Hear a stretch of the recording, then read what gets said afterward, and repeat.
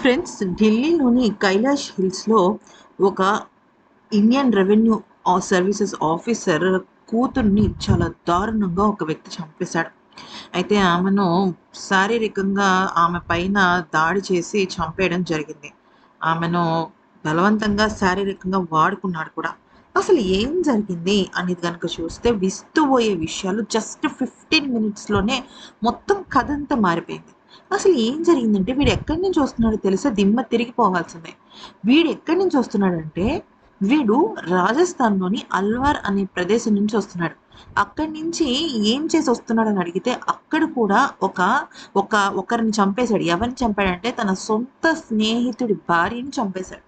చంపేసి అంబులెన్స్‌లో అక్కడ వా ఇక్కడ ఢిల్లీలోని కైలాష్ హిల్స్‌లో అంటే ఆ రెవెన్యూ ఆఫీసర్ ఇంటి దగ్గర దిగాడనమాట. దిగి వీడు ఏం చేశాడో తెలుసా? ఫస్ట్ యాక్చువల్లీ మీరు అనుకోవచ్చు. ఎలాగా అంత సెక్యూరిటీ ఉంటుంది కదా! అంటే ఇప్పుడు ఐఆర్ఎస్ ఆఫీసర్ అంటే ఒక civils candidate IAS, IRS cadre ఉన్నవాళ్ళు.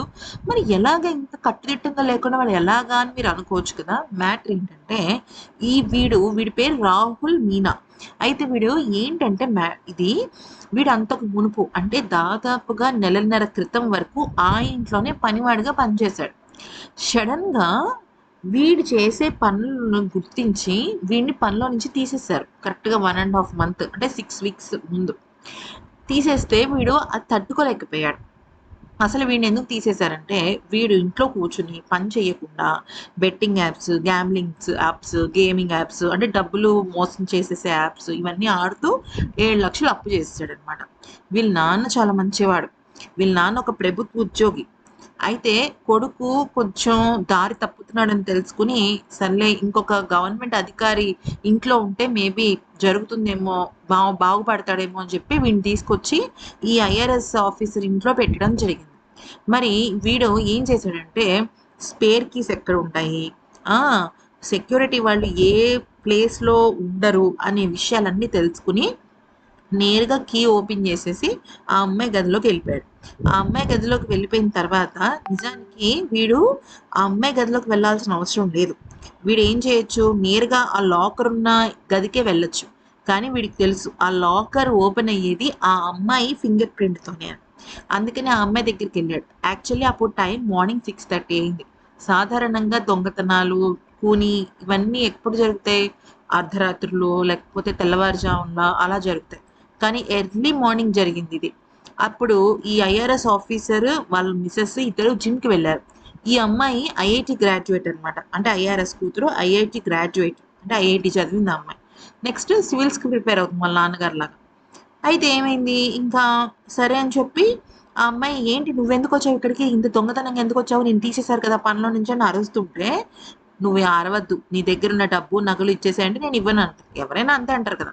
అలా ఒక 5 మినిట్స్ వాళ్ళ మధ్య బాగా పెద్ద పెద్ద అరుపులు కేకలను అరుస్తుంటే ఈమె సెక్యూరిటీ గార్డ్ని పిలవడానికి వెళ్ళినప్పుడు వీడు ఆమెను దాడి చేస్తాడనమాట. దాడి ఎలా చేశాడంటే అసలు ఇంకా ఏది దొరికితే అది ఆమె మొహం మీద, ఛాతీ మీద, చేతుల మీద దారుణంగా కొట్టడం జరిగింది. అలా విపరీతంగా కొట్టడం వల్ల ఆమె స్పృహ తప్పిపోయింది. స్పృహ తప్పిపోయిన తర్వాత ఈ నీచుడు ఏం చేశాడంటే ఆమెను హత్యాచారం చేశాడు.